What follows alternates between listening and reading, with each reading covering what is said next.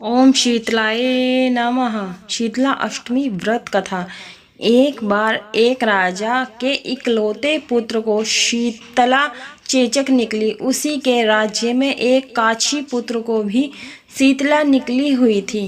काछी परिवार बहुत गरीब था, पर भगवती का उपासक था। वह धार्मिक दृष्टि से जरूरी समझने जाने वाले सभी नियमों को बीमारी के दौरान भी भली भांति निभाता रहा। घर में साफ सफाई का विशेष ख्याल रखा जाता था।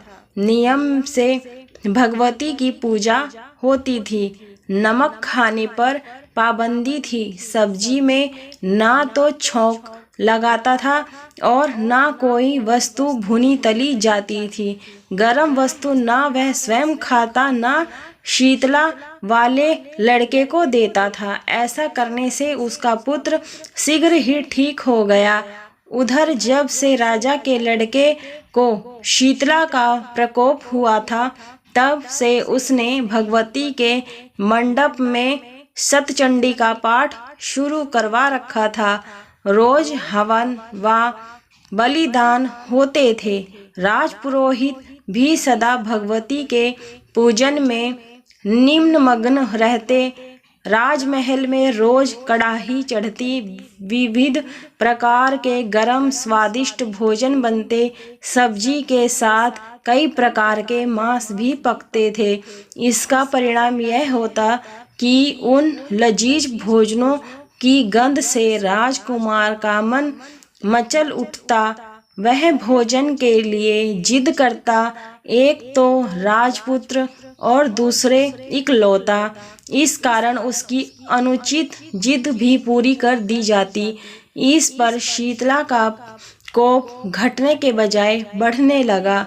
शीतला के साथ साथ उसे बड़े बड़े फोड़े भी निकलने लगे, जिनमें खुजली व जलन अधिक होती थी। शीतला की शांति के लिए राजा जितने भी उपाय करता, शीतला का प्रकोप उतना ही बढ़ता जाता।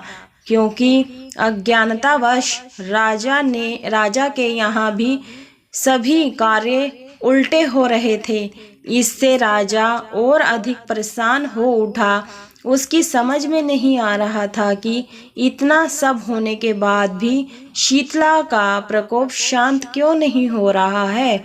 एक दिन राजा के गुप्तचरों ने उन्हें बताया कि काछी पुत्र को भी शीतला निकली थी, पर वह बिल्कुल ठीक हो गया है।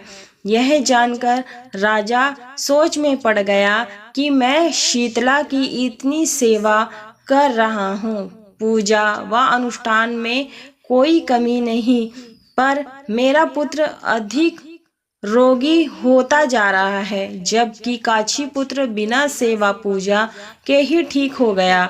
इसी सोच में उसे नींद आ गई। श्वेत वस्त्र धारणी भगवती ने उसे स्वप्न में दर्शन देकर कहा, हे राजन, मैं तुम्हारी सेवा अर्चना से प्रसन्न हूँ, इसलिए आज भी तुम्हारा पुत्र जीवित है। इसके ठीक ना होने का कारण यह है कि तुमने शीतला के समय पालन करने योग्य नियमों का उल्लंघन किया। तुम्हें ऐसी हालत में नमक का प्रयोग बंद करना चाहिए। नमक से रोगी के फोड़ों में खुजली होती है।